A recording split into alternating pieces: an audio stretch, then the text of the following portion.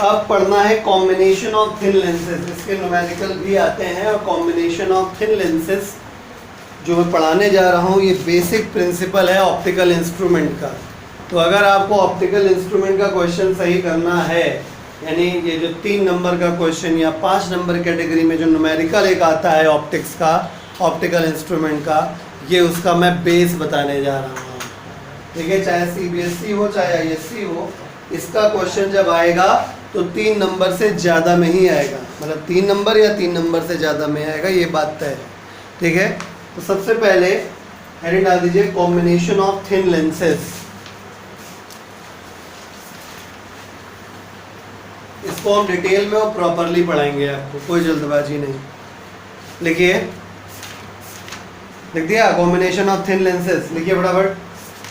लिखिए in many optical instruments 2 or more lenses are used. In many optical instruments, 2 or more lenses are used. 2 or more lenses are used either in contact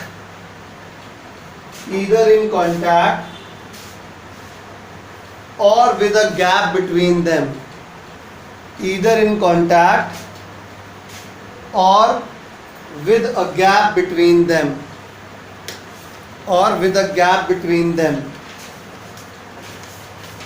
Full stop. The purpose of using a lens combination is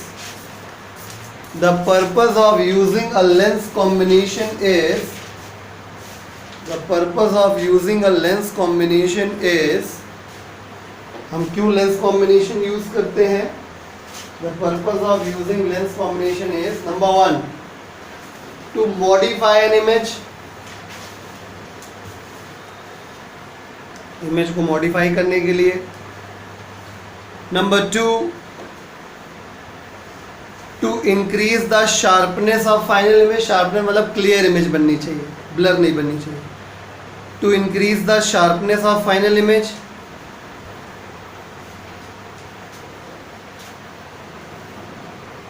number 3 to erect the final image. ये सब अलग अलग instruments के काम होते हैं, कोई ये वाला करता है, कोई वो वाला करता है, इस प्रकार से। ठीक है, to erect the final image तीसरा था। चौथा है to increase the field of view. बड़े एरिया को देखना है हमें, to increase the field of view. ठीक है, समझ में आ गया? Combination of lens optical instruments में यूज़ किया जाता है और ये काम होते हैं।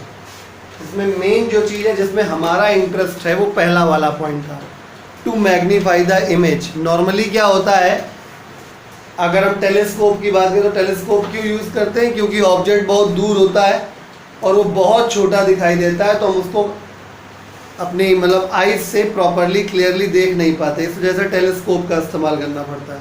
टेलीस्कोप में भी 2 लेंसेज का प्रयोग है। माइक्रोस्कोप में क्या होता है? माइक्रोस्कोप में चीज़ें बहुत माइन्यूट होती हैं, ओरिजिनली एक्चुअली बहुत माइन्यूट चीज़ें होती हैं, तो उनको ओपन आइज से ऐसे ही बिना ऑप्टिकल इंस्ट्रूमेंट यूज़ किए, बिना माइक्रोस्कोप यूज़ किए नहीं देख सकते। आई बात समझ में? इस वजह से हमें जो मेनली जो हमारे सिलेबस में ऑप्टिकल इंस्ट्रूमेंट है उनका जो मेन काम है वो पहला वाला था, टू मैग्नीफाई द इमेज। आई बात समझ में? क्लियर हो गया? ऑब्जेक्टिव क्लियर चल रहा है? ठीक है, कॉम्बिनेशन ऑफ लेंसेज क्यों करना है? लेंसेज का कॉम्बिनेशन इसलिए करना है ताकि बहुत सारे ऑप्टिकल इंस्ट्रूमेंट्स अपना काम कर पाएँ। क्या क्या काम कर पाएँ? इमेज को मैग्नीफाई कर पाएँ, फाइनल इमेज की शार्पनेस बढ़ा पाएँ, ठीक है, फाइनल इमेज को इरेक्ट कर पाएँ और फील्ड ऑफ व्यू को बढ़ा पाएँ। ठीक है, बात समझ में आ गई? तो जब हम 2 लेंसेज को जोड़ते हैं, मतलब जैसे रेजिस्टेंस में नहीं होता था, 2 रेजिस्टेंस को कनेक्ट कर दिया तो इक्विवेलेंट रेजिस्टेंस निकाला। ठीक है, 2 कैपेसिटर को जोड़ दिया तो इक्विवेलेंट कैपेसिटेंस निकाला। वैसे ही जब 2 लेंसेज का कॉम्बिनेशन करते हैं तो उन दोनों को मिलाकर बनता है एक इक्विवेलेंट लेंस, और उसकी फोकल लेंथ को कहा जाता है इक्विवेलेंट फोकल लेंथ। बात समझ में आ गई? तो हेडिंग डाल दिए equivalent lens and equivalent focal length.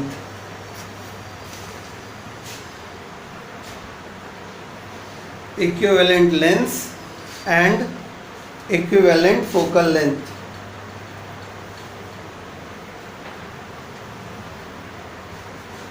लिखिए a single lens which forms the a single lens which forms the a single lens which forms the image of an object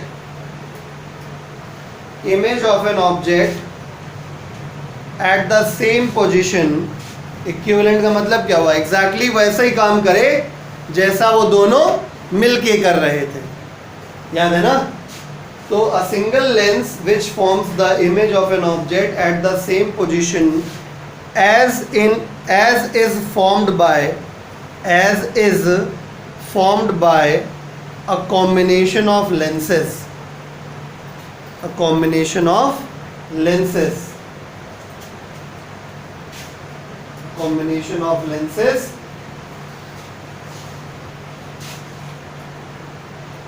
ठीक है, is called equivalent lens.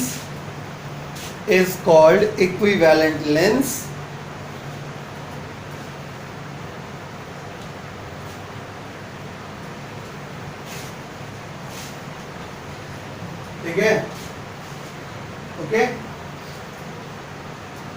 आगे लिखिए इसी में, its focal length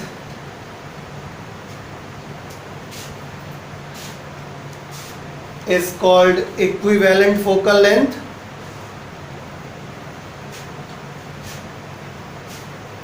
and magnification produced by it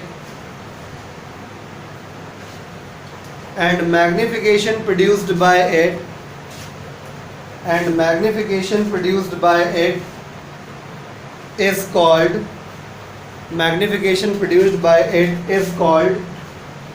equivalent magnification, and magnification produced by it is called equivalent magnification.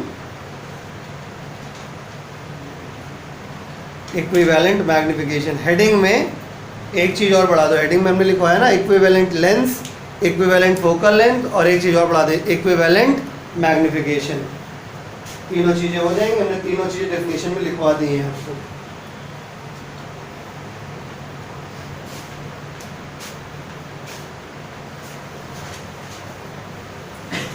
ठीक है, तो अब मैं आपको फॉर्मूले लिखवा दे रहा हूँ, फिर मैं डिराइव भी करा दूंगा. ठीक है, हेडिंग डाल दीजिए, एक्सप्रेशन फॉर, केवल दो लेंस का कोर्स में है बॉस, इक्विवेलेंट का फंडा दो लेंस का ही है, इस वजह से हम दो लेंस का ही लिखवाएंगे. ठीक है, तो हेडिंग डाल दीजिए, expression for equivalent focal length, comma equivalent power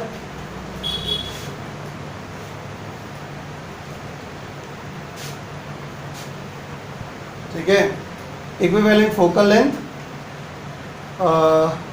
and equivalent power लिखो. पावर तो निकाल ही लोगे ना, क्या होता है 1/f equal to focal power होता है, इसको छोड़ दीजिए. Expression for equivalent focal length and equivalent magnification for combination of to lenses. Expression for equivalent focal length and equivalent magnification for the combination of two lenses. ठीक है, मैं छोटा सा एग्जांपल आपको दिखा देता हूँ. दो लेंस कोई भी हो सकते हैं, मैं फिलहाल दोनों कॉन्वेक्स बना रहा हूँ. ठीक है, एक कॉन्वेक्स एक कॉनकेव भी हो सकता है, दोनों कॉन्वेक्स भी हो सकते हैं, दोनों कॉनकेव भी हो सकते हैं. ठीक है, केवल आपको बेटर समझाने के लिए मैं कोई भी एग्जांपल ले रहा हूँ. मान लीजिए एक लेंस मेरे पास ये है, पहला लेंस है L1, और इसी की एक्सिस मतलब दोनों का जो ऑप्टिकल सेंटर है वो एक ही प्रिंसिपल एक्सिस पे लाई करना चाहिए. इन दोनों के बीच का सेपरेशन जो है वो D है. ठीक है, इसकी फोकल लेंथ अगर f1 है, इसकी फोकल लेंथ अगर f2 है. ठीक है, अगर ये मैग्निफिकेशन m1 प्रोड्यूस करता है और ये मैग्निफिकेशन m2, लीनियर मैग्निफिकेशन पता है ना, height of image upon height of object होता है. ठीक है, तो हियर जो इक्विवेलेंट फोकल लेंथ हो जाएगी 1/f equivalent is equal to 1/f1 plus 1/f2 minus d/f1 f2। ठीक है, केवल फॉर्मूला पढ़ना है, डिराइव नहीं करना है। डिराइव चिपके हुए केस का करना है। ठीक है, अगर इसी में हम कह दें, चलो आगे अलग से करा देंगे। कितना बात समझ में आया? अगर दो लेंसेज हैं, दोनों इस तरीके से हैं कि कॉमन प्रिंसिपल एक्सिस है, मतलब एक ही प्रिंसिपल एक्सिस पे दोनों के ऑप्टिकल सेंटर लाई कर रहे हैं, तो फोकल लेंथ ये हो जाएगी और इक्विवेलेंट मैग्निफिकेशन जो हो जाएगा वो दोनों की मैग्निफिकेशन के मल्टीप्लिकेशन के बराबर होगा। ये भी फ्यूचर में प्रूव हो जाएगा। ठीक है, इसको प्रूव करना नहीं, ये फ्यूचर में प्रूव हो जाएगा। बात समझ में आ गई? इसको कॉपी करिए, फिर इसके स्पेशल केस में हम आपको दिखाएंगे कि लेंस जब चिपका के रख दिए जाएंगे तो इन दोनों फॉर्मूलों में क्या फर्क पड़ेगा। कॉपी कर लीजिए। चलिए अब इसका स्पेशल केस देखते हैं। मतलब अब दोनों लेंसेस को आपस में क्या कर दिया गया, चिपका दिया गया, यानी d का वैल्यू 0 हो जाएगा। समझ रहे हैं? मतलब एक लेंस L1 है, एक लेंस L2 है, दोनों का प्रिंसिपल एक्सिस कॉमन है। इसकी फोकल लेंथ f1, इसकी फोकल लेंथ f2, इसका लीनियर मैग्निफिकेशन m1, इसका लीनियर मैग्निफिकेशन m2। तो क्या चेंजेस आएंगे? कोई चेंजेस नहीं आएंगे। यहाँ तो देखो d का वैसे भी कोई काम नहीं था, इसमें तो कोई फर्क पड़ेगा नहीं। यहाँ d हो गया है क्या, 0। 0 हो जाने से ये चीज़ गायब हो गई, बस इतना सा चेंज आ जाएगा। ठीक है, तो आप यहाँ लिख सकते हैं, लिखिएगा स्पेशल केस। ठीक है, if two lenses are kept in contact. ठीक है, बाकी चीजें अंडरस्टूड रखना कि प्रिंसिपल एक्सिस इज कॉमन। चाहो तो यहाँ फिगर में दोनों जगह मेंशन कर दो, याद रहेगा, कॉमन प्रिंसिपल एक्सिस। ठीक है, जब ये फॉर्मूले लगाने का वक्त आए तो यहाँ इन दोनों जगहों पे भी मेंशन कर लो, पीछे वाले केस में भी मेंशन कर लो। वैल्यूज रखी जाएंगी with sign convention.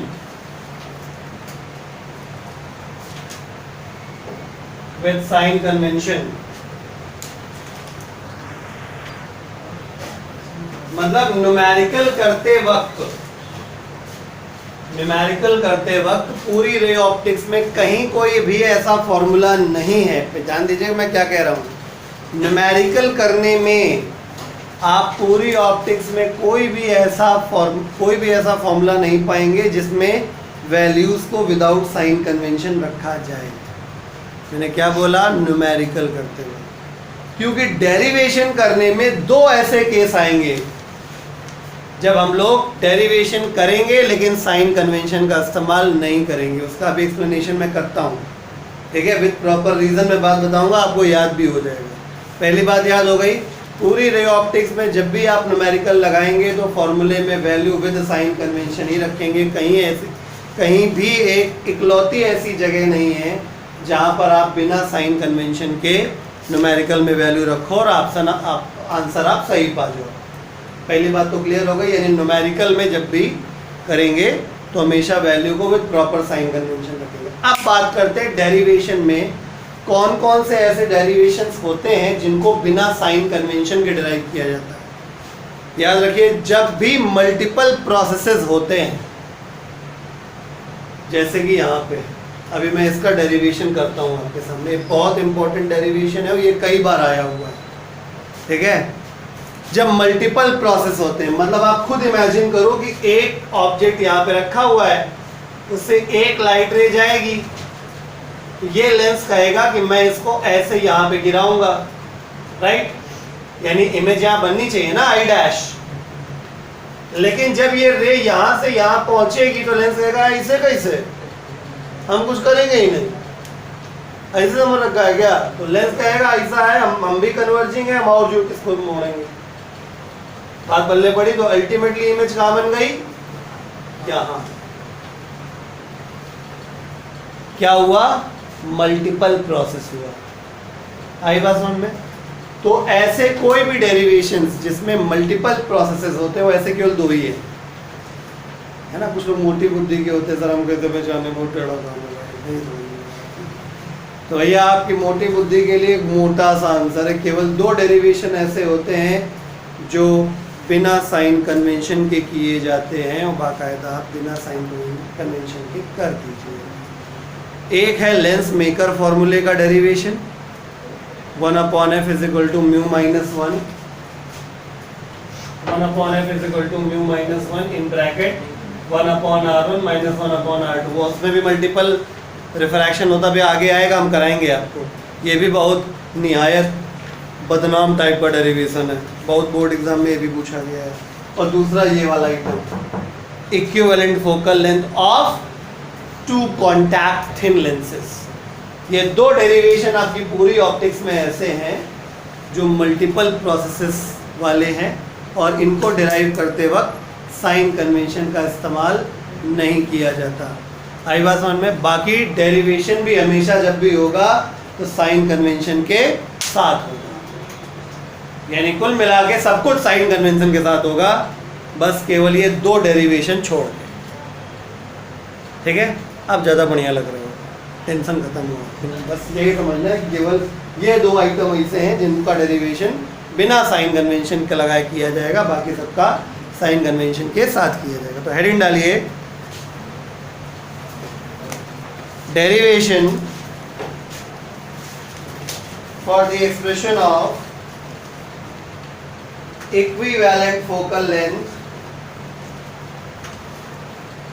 of derivation for the expression of equivalent focal length of two thin lenses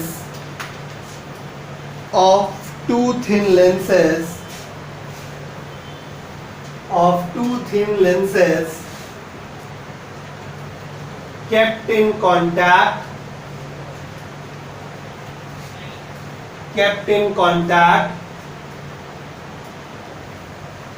on a common principal axis, मोटी मोटी भाषा में 1/f बराबर 1/f1 प्लस 1/f2 प्रूव करना है। जैसा मोटा ही मोटा समझा जा रहा, तो शुरू करें। निहायत घटिया और बहुत आसान डेरिवेशन है ये, ठीक है, सिंपल समझिए माय डियर। अगर देखा जाए तो ये ऑब्जेक्ट, हाँ कुछ बहुत महारथी लोग होते हैं, अपने स्कूल की कॉपियाँ चेक कर रहा हूँ मैं, मतलब 12th में आ गए हैं ना, निहायत ही नाकारा टाइप के लोग हैं, ठीक है। एरो अब भी नहीं बनाते, एरो नहीं बनाने के नंबर कट जाते हैं, अच्छा खासा डायग्राम का 0 मिलेगा आपको अगर एरो नहीं बनाया। चलिए देखिए, तो ये हो गया ऑब्जेक्ट, और दो एरो बनाने होते हैं। एक एरो आप प्रिंसिपल एक्सिस के अलोंग निकाल दो, ठीक है ना, गलत तो नहीं है। एक एरो आपका ये गया, एक एरो, क्योंकि इमेज बनाने के लिए दो एरो चाहिए होते हैं ना, दो रे चाहिए होती है। इतना तो बचपन में जब छोटे थे तब बताया गया हो, ठीक। ये दो एरो बना दिए। चलिए, तो अब ये कॉमन सेंटर से मैं ले लेता हूं कि ये ऑब्जेक्ट हो गया, तो ऑब्जेक्ट की डिस्टेंस हो गई, यहां लिख दे रहा हूं F1 F2, ठीक है। ये हो गया U, ये हो गया V डैश। बहुत ध्यान समझिएगा, आपको बिल्कुल नया एक कंसेप्ट बताएंगे, चाहे समय थोड़ा ज़्यादा लग जाए, क्योंकि ये आगे काम आने वाला है न्यूमेरिकल करने में। कॉन्सेप्ट ऑफ वर्चुअल ऑब्जेक्ट, ठीक है। लास्ट टाइम पे हमने एक न्यूमेरिकल कराया था वर्चुअल ऑब्जेक्ट का, आज और डिटेलिंग करेंगे उसकी, ठीक है। मेरी बात समझिएगा माय डियर, पहले लेंस के लिए ये ऑब्जेक्ट हुआ और इस लेंस के हिसाब से ये इमेज हो गई। क्लियर? चलो शुरू करते हैं। फॉर L1 पहले लेंस के लिए, लेंस का फॉर्मूला मैंने कल पढ़ाया था, 1/f = 1/v - 1/u होता है, ठीक है। 1/f पहला लेंस था तो F1 हो जाएगा, या भैया बहुत अच्छी बात है, यूजिंग लिख लो, पहले फॉर्मूला अलग शो करते हैं। तो 1/f की जगह F1, 1/v की जगह v डैश। साइन कन्वेंशन का कोई टेंशन नहीं है, लिखते जाओ, -1/u, इक्वेशन नंबर फर्स्ट हो गया था। अब सुनो, पहले लेंस ने जिसको इमेज माना था, वो दूसरे वाले लेंस के लिए किसका काम करेगा? As a virtual object. समझे? तो अब सेकेंड लेंस के लिए ये मैं लिख दे रहा हूं ताकि आपको याद रहे, ये इमेज है फॉर L1 और ये वर्चुअल ऑब्जेक्ट है फॉर L2। Got it? तो अब आप क्या करेंगे, ये इस वाले लेंस के लिए V डैश किसका काम करेगा, ऑब्जेक्ट डिस्टेंस का, यानी सेकंड वाले लेंस के लिए U की वैल्यू किसके बराबर हो गई, V डैश, क्योंकि अब इस लेंस के लिए ये ऑब्जेक्ट है और ऑब्जेक्ट डिस्टेंस कितनी है, V डैश, तो U के प्लेस पे V डैश लिखा जाएगा और ये हुआ एक्चुअल इमेज यहां बनी है। क्लियर? तो V की जगह क्या लिखा जाएगा, V लिखा जाएगा। समझ में आया कि नहीं आया? फॉर L2 यूजिंग क्या, 1/f बराबर 1/v माइनस 1/u, वैल्यू रख देते हैं। 1/f की जगह f2 हो गया, 1/v की जगह v लिखा जाएगा, माइनस 1/u की जगह v डैश। मिटा दो इसको, बस 80% डेरिवेशन हो गया। अब क्या करना है, दोनों को जोड़ देना है। जोड़ोगे फर्स्ट प्लस सेकेंड क्या होगा, लेफ्ट साइड में लिखा है 1/f1 plus 1/f2। Right side में गौर से देखो, इधर लिखा है 1/v dash minus 1/u plus ये वाला लिखो 1/v माइनस 1/v डैश। अगर अंधेरा नहीं हो तो साफ साफ दिख रहा है कि माइनस 1/v डैश और प्लस का 1/v डैश कैंसिल हो गया। क्या मिला, 1/f1 plus 1/f2 is equal to 1/v minus 1/u, equation number 3। अब देखो जादू करने जा रहे, मैजिक। मैंने कहा था ना इक्विवेलेंट लेंस, ये देखो अंदर लिख दे रहा हूं L1 L2। ये थोड़ा ड्राइंग खराब है मेरा,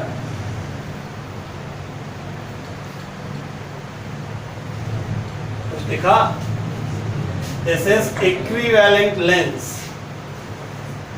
दिखा, जिसका अपना खुद का एक इक्विवेलेंट फोकल लेंथ होगा। गौर से देखो, इस पूरे लेंस के लिए ये हो गया ऑब्जेक्ट और ये हो गई इमेज। तो अगर मैं फॉर, बस आखिरी लाइन है, 5% कम बचा है, फॉर L इक्विवेलेंट क्या बन जाएगा, using 1/f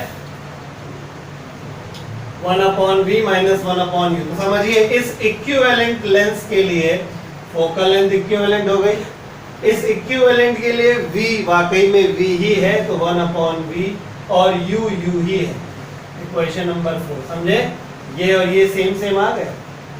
from third and fourth क्या हो गया, 1/f equivalent is equal to 1/f1 plus 1/, पल्ले पड़ा। क्लियर? छाप लीजिए, क्वेश्चन लिखिए। ये ISC EA 2010 2010 में आया हुआ प्रश्न है।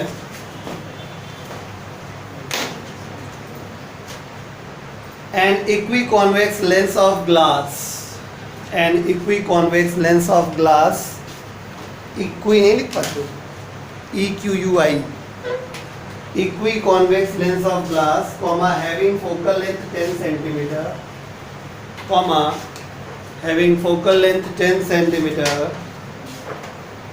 is split into two identical plano-convex lens, two identical plano-convex lens, each having focal length f1, each having focal length f1 as shown in figure,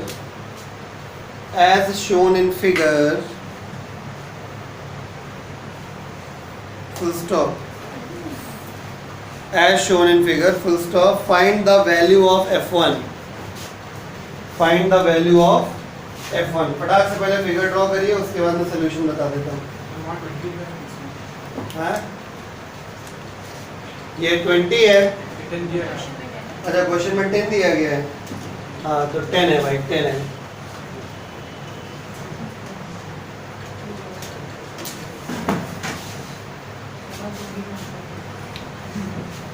copy हो गया?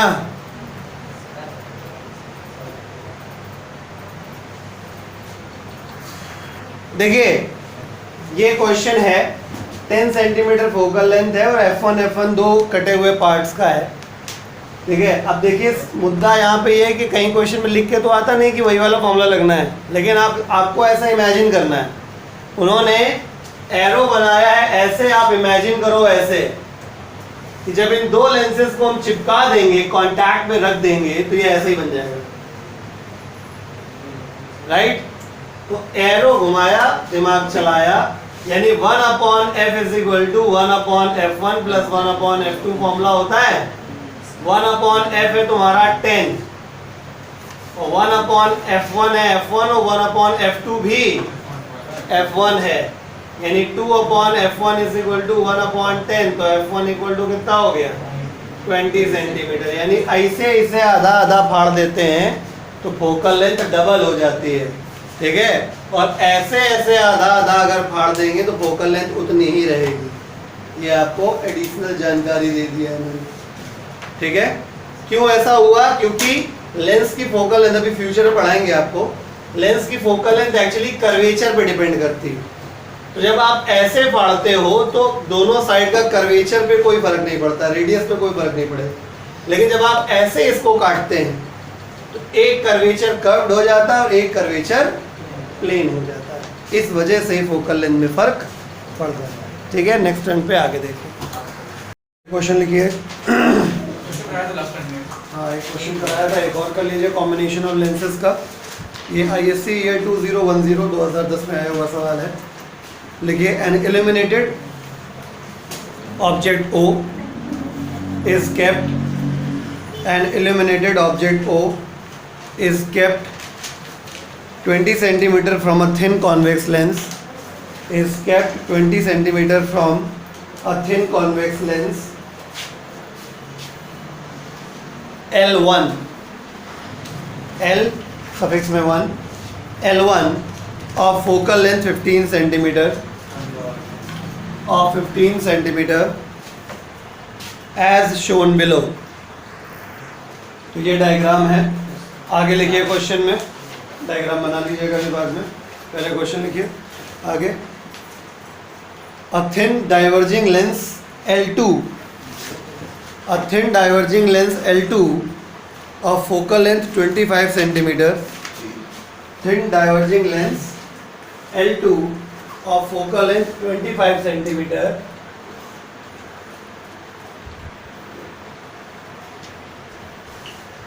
is kept coaxially, is kept coaxially, is kept coaxially with the first lens, is kept coaxially with the first lens and 35 centimeter from it, and 35 centimeter from it. Full stop. Find the position of the final image. Find the position of the final image formed by, position of the final image formed by this combination of lenses, formed by this combination of lenses। Figure copy कर लीजिए, solve कीजिए। देखिए solution करना है तो आप solution के लिए चाहें तो अलग से डायग्राम बना सकते हैं। देखिए किया कैसे जाता है। जनरली ऐसे ही सवाल आते हैं, या तो एक या तो दो कॉन्वेक्स लगे होंगे, या तो एक कॉन्वेक्स एक कॉन्केव लगा होगा। ऐसे ही क्वेश्चन आता है बोर्ड एग्जाम में। ठीक है, तो करना क्या होता है, आप बस ऐसे इमेजिन करिए कि पहले लेंस से आपको काम करना है, फिर पहले लेंस से बनी हुई इमेज दूसरे के लिए एज अ वर्चुअल ऑब्जेक्ट काम करेगी। ठीक है, आपको फिगर पे भी वर्किंग करनी पड़ेगी, तभी आप सही तरीके से कंक्लूड कर पाएंगे। ठीक है, बहुत होता बहुत आसान सवाल है, कोई दिक्कत नहीं होती। देखिए अभी खुद ही देखेंगे। सबसे पहले लेंस से देख भाई, क्योंकि जो लाइट रे चलेगी वो पहले लेंस पे टकराएगी जाके। तो फॉर L1 की अगर मैं बात करूं, और से देखिए, तो इस वाले लेंस के लिए ये ऑब्जेक्ट हो गया, तो ऑब्जेक्ट का डिस्टेंस 20 सेंटीमीटर, तो u की वैल्यू 20 सेंटीमीटर हो जाएगी, वही माइनस। ठीक है, पहले लेंस के लिए फोकल लेंथ 15 सेंटीमीटर दे रखी गई है, क्योंकि लेंस कॉन्वेक्स है इसलिए पॉजिटिव लिया जाएगा। और v हम निकाल लेंगे, कैसे निकाल लेंगे, यूज करेंगे 1/f = 1/v माइनस 1/u कर लेंगे। जब आप यहाँ वैल्यू रखेंगे तो 1/f होगा +15, 1/v निकालना है, माइनस 1/u -20 हो जाएगा। सॉल्व कर लेंगे तो after super fast calculation v का वैल्यू +60 सेंटीमीटर आएगा। चलो अति उत्तम, बहुत बढ़िया बात है। अब जब ये +60 आ गया तो एक बात तो कॉमन है कि यहां से +60 आगे बढ़ेगा, यानी 100% जो इमेज बनेगी पहले लेंस से, यानी पहला लेंस जहां पे इमेज बनाएगा वो ये पॉइंट है जिसको हम कह रहे हैं I'। ठीक है, पहले लेंस के द्वारा बनाई गई इमेज यहां से कितनी दूरी पे, 60 सेंटीमीटर। प्लस में आया तो राइट साइड है ना, गॉट इट। तो अब ये इमेज है फॉर L1, यही ऑब्जेक्ट होगा किसके लिए, L2 के लिए। This is object for L2। तो L2 से ऑब्जेक्ट डिस्टेंस निकालो, कितना हो जाएगा बताओ। यहां से यहां तक 60, इतना 35, बचा कितना 25। नहीं समझे, इस लेंस के लिए ये ऑब्जेक्ट है, तो ऑब्जेक्ट डिस्टेंस कितना हो गया 25, राइट, रॉन्ग, +25।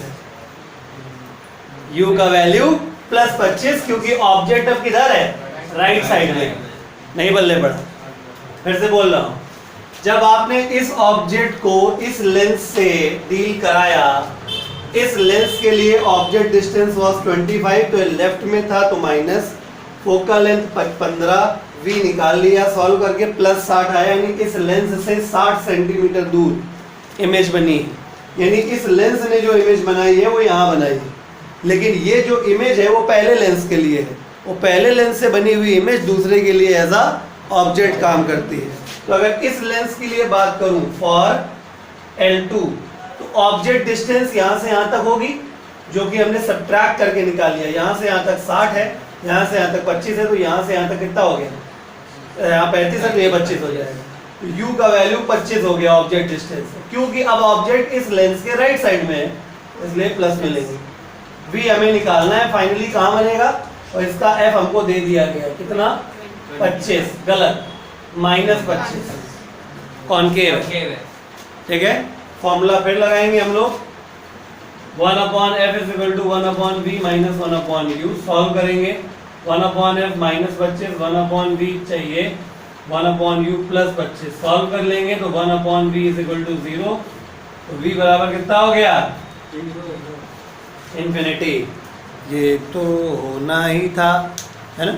क्यों, क्योंकि भाई 25 सेंटीमीटर पे इसका फोकस होगा कॉन्वेक्स का, और जिसको भी रे डायग्राम आता है उसको बहुत अच्छे से पता है कि अगर कॉनकेव में लाइट रे इस तरीके से आती है कि वो कहाँ जा रही है, फोकस पे जा रही है, तो light ray after refraction parallel to principal axis चली जाती है। नहीं समझे, समझ गए। दूसरी रे आप चाहो तो इधर से ऐसे बना लो, और चाहे तो बेस्ट आइडिया है एक रे तो हमेशा आप अलोंग द प्रिंसिपल एक्सिस निकाल ही सकते हो। तो ये तो होना ही था, ठीक है, वो मैथमेटिकली प्रूव कर दिया। ठीक है, आपका माइंड ना डाइवर्ट हो, इसलिए पहले मैथमेटिकली सॉल्व कर दिया और बाद में हमने उसको फिजिकली मतलब डायग्राम पे हमने दिखा भी दिया कि ऐसा होगा। ठीक है, यानी अल्टीमेटली हमने थोड़ा सा दिमाग लगा के चेक कर लिया कि हमारा आंसर सही है। ठीक है, कॉपी कर लीजिए।